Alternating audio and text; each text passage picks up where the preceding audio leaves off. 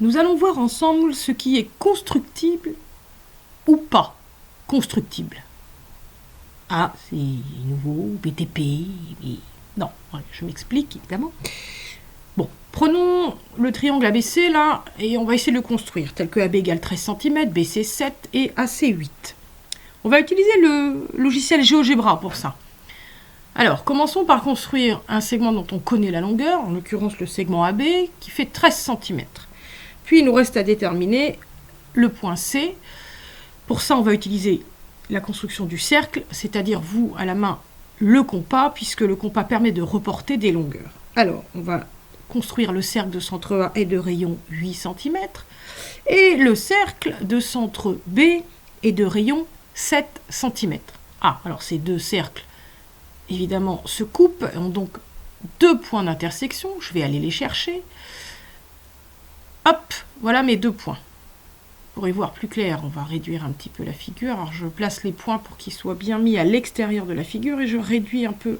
Voilà, on voit bien les deux points. Là, ça veut dire que j'ai deux triangles possibles.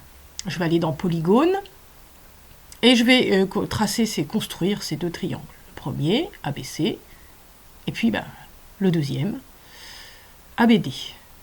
Voilà. On va mettre un petit peu de couleur pour distancier tout ça, différencier tout ça. Hop, couleur, je vais le mettre en bleu.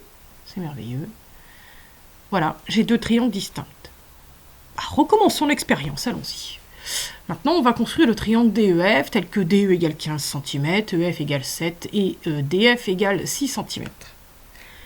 Bon, vous savez, vous avez compris, on recommence. Donc, on va commencer par tracer un segment dont on connaît la longueur, le segment DE, qui fait 15 cm. Et puis là, on va tracer le cercle de centre D et de rayon 6 cm, et puis de centre E et de rayon 7 cm. Ah, c'est parti. Hop. Allez. Le cercle de centre D et de rayon 6 et le cercle de centre E et de rayon 7 cm. Ah, là, il y a comme un problème, les deux cercles ne se coupent pas.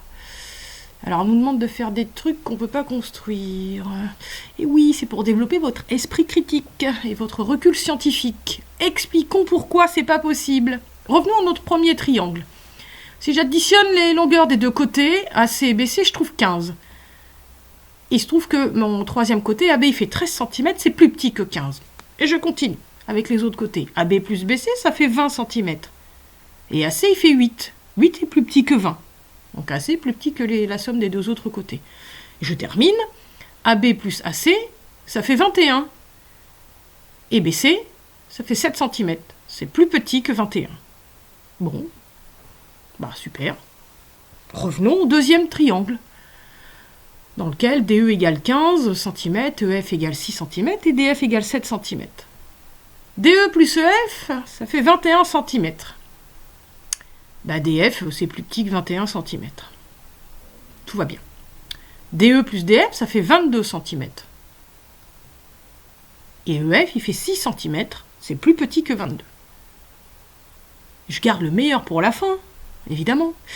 EF plus DF, ça fait 13 cm. Mais DE, ça fait 15 cm. DE, il est plus grand que 13. Et bien voilà, c'est pour ça que ce triangle n'est pas constructible.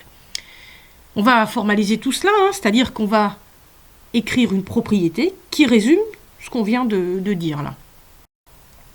Un triangle est constructible si la longueur de chaque côté est inférieure à la somme des longueurs des deux autres côtés.